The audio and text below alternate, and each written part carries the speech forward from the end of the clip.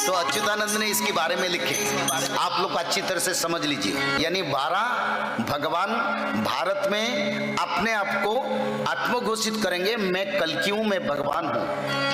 पर 12 लोग भगवान कहेंगे, इसके बारे में हमारा विचार है।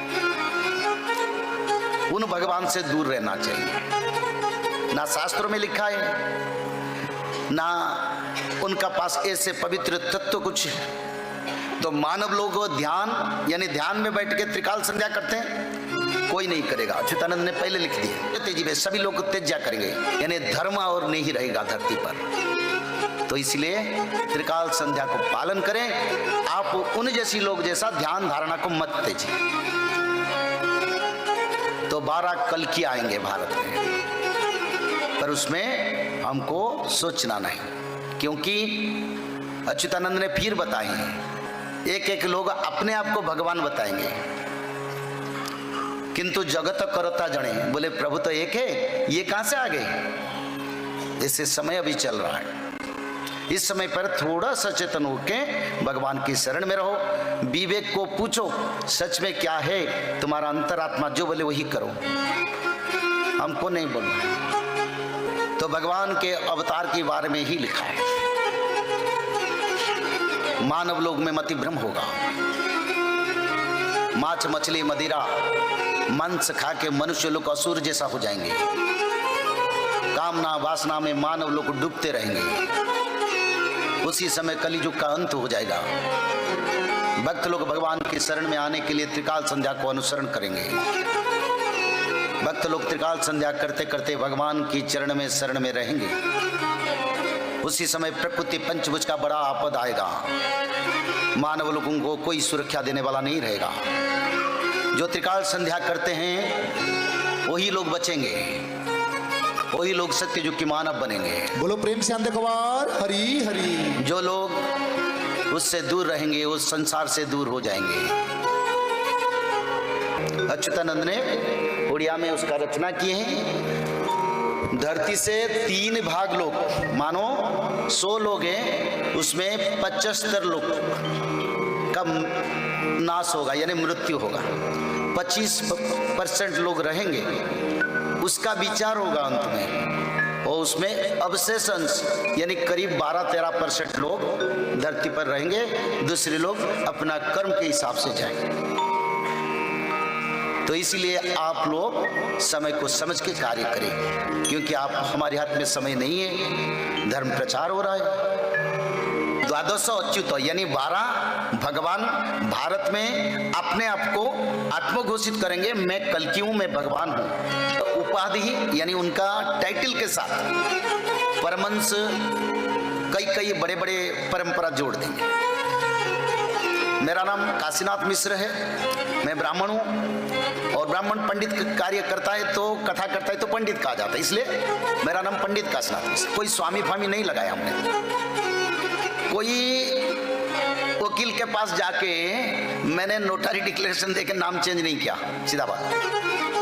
पर कलियुग में ऐसे करने वाले बहुत लोग आएंगे और अपने आप को भगवान बोलेंगे। ध्यान और धारणा यानी जो मैं धारा प्रचार कर रहा हूं, कोई धारा नहीं रहेगा। बोलेंगे तू नाम जप, मेरा नाम जप, ऐसे कोई मंत्र दे देंगे। सभी साधु नहीं है, पर कुछ ऐसे निकलेंगे जिसमें सावधान रहना चाहिए। ये तो सनातन भूमि है, बहुत अच्छे संत साधु हैं, जिसके कारण ये धरती आज तक है। और भारत भूमि में साधु संत के कारण सारा विश्व चल रहा है। भारत नहीं चल रहा है, सारा विश्व चल रहा है। आज सबसे बड़ा पवित्रता साधु संतों की कृपा से धरती चल रहा है। और हमने भगवान वेद व्यास अवतार की, किस कारण धरती पर भगवान वेद व्यास का अवतार हुआ? त्रेता युग की अंत समय पर वेद व्यास ने धरती पर जन्म हुए। त्रेता युग में अंत में, द्वापर युग में भगवान के धर्म संस्थापना से सब कार्य करे। मानव का कल्याण के लिए भगवान की द्वारा आदि युग से लिखित अष्टादश पुराण का रचना करें और मनुष्य लोगों को मुक्ति के लिए, उद्धार के लिए सभी पुराण का सार तत्व श्रीमद् भागवत का रचना करें। महाभारत युद्ध में जब अश्वत्थामा ने ब्रह्मास्त्र प्रयोग किया, तब भगवान वेद व्यास ने ब्रह्मास्त्र को धरती का सुरक्षा के लिए अपना शरीर मिले। और ऐसे समय फिर आने वाला है। ब्रह्मास्त्र जो ज्वलन का शक्ति है, जिसमें दुनिया जल जाता है। और फिर ऐसे समय आ रहा है परमाणु बोमा, एटॉमिक वार के बारे में अच्युतानंद ने लिखे हैं। अभी तो बड़े बड़े संत हैं, हाँ मानो कलियुग का अंत नहीं हुआ है, पर परमाणु युद्ध तो होने वाला है। तो अगर हमारे पास वो तत्व है तो मानव कल्याण के लिए प्रचार करो ना। क्योंकि अच्युतानंद ने आज से 600 साल पहले ये रचना किए थे, जब परमाणु यानी डॉट पेन भी नहीं निकला था। उसी समय उन्होंने परमाणु बोमा के बारे में रचना की। बोले परमाणु बोमा दिखा के भारत को डराएंगे, बोलेंगे हम हमारे पास कई परमाणु है, हम भारत को तबाह कर देंगे। तो भारत को रक्षा कौन करेगा? किसका पास जाएंगे? रातों रात सारा भारत रेगिस्तान बन जाएगा। पर मानो ये देवभूमि है।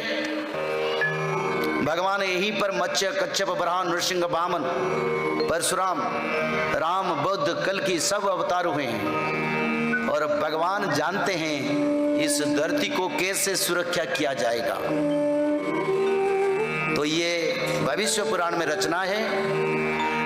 ऐसे समय आएगा हमारी देश के ऊपर असुर लोगों ने परमाणु का अटैक कर।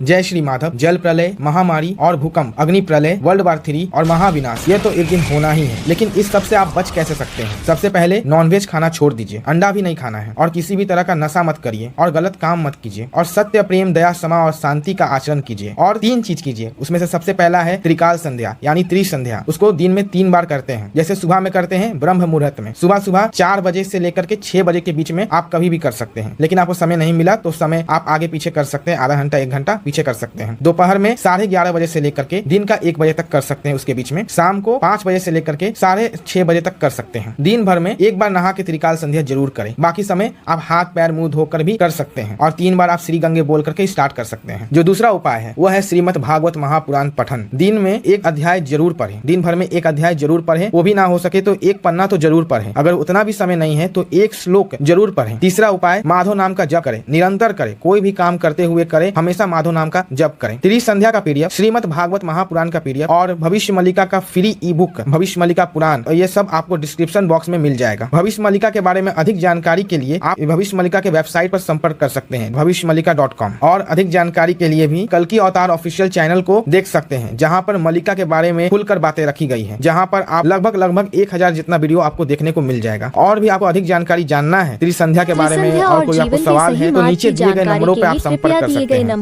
अभी भी समय है भारत में। अगर भारत की सभी लोग धर्म की ओर आ जाएंगे, सभी लोग वेद के नियम को पालन करेंगे, सभी लोग भागवत जी पढ़ेंगे, त्रिकाल संध्या करेंगे, शाकाहारी बन जाएंगे, तब जो विनाश आ रहा है भारत को रक्षा मिलेगा। अभी भी समय है।